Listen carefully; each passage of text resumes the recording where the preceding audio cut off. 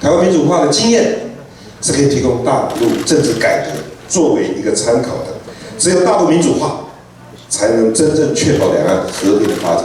我们非常开心跟年轻朋友相聚在一起，感情可以交流，然后心中所思、所忧、所虑，我们可以自由的交谈，是非常棒的。我想先请大家思考一下，过去这2-3年，不管自己、周遭长辈、直系血亲，或者其他的相关的亲朋好友，这3年多过得好不好？不管是经济，不管是各方面，还有社会的氛围，来拯救我们对外的感觉。那当然，你们很多就学的，就包括你的学业这方面，自己去思考一下。这2-3年，我想我不用讲太深奥，不用讲太多的政策。那你现在立足在2019年10月27号这个点上，回想过去2-3年的光景。看看现在，展望未来，是怀抱着无比的信心，充满着乐观进取，而且非常有毕生的把握在人生旅途的冲刺上，还是茫然，不知道未来会面临到什么样的挑战。那第二个问题是想要请教一下，因为我们有听到国民党想要签署和平协议的部分，那当然我们很多年轻人对于和平协议这部分是有疑虑的。那想问您上任之后是否会签署和平协议呢？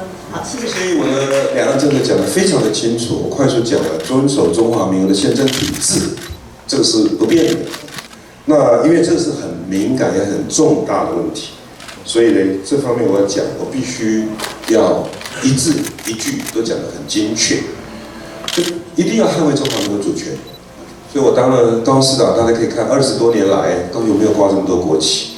第二，两岸要恢复对话。你要知道，就算是夫妻吵架不讲话也很危险，何况是两岸这么重要。美国跟中国大陆有100条热线，我们现在两岸之间已经没有对话了，这是多么可怕的事情！海基会、海协会不对话了，这是多恐怖的！所以我觉得必须要展开一个对话。但对话是不是卖台？不是的。你必须要对话。我们在大陆台商最少150万，你不管他们吗？这2天我看得到菲律宾、越南这么多台商，不管他们的吗？大陆100多万呢，所以对话非常重要。第三，我们台湾内部本身要产生共识，不要一人一把号，自己在吹自己，你看不顺眼我，我讨厌你，这样我们产生不了共识，我们对外力量会越来越弱。第四，我们台湾的民主化在华人地区是很值得自豪跟骄傲。我们希望未来，包括中国大陆都可以参考我们在民主。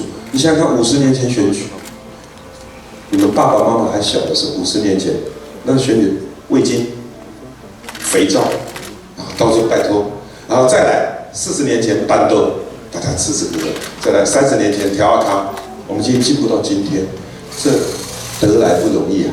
我们也希望大陆地区、其他地区可以参考我们，所以我这边讲了一个前提：台湾民主化的经验是可以提供大陆政治改革作为一个参考的。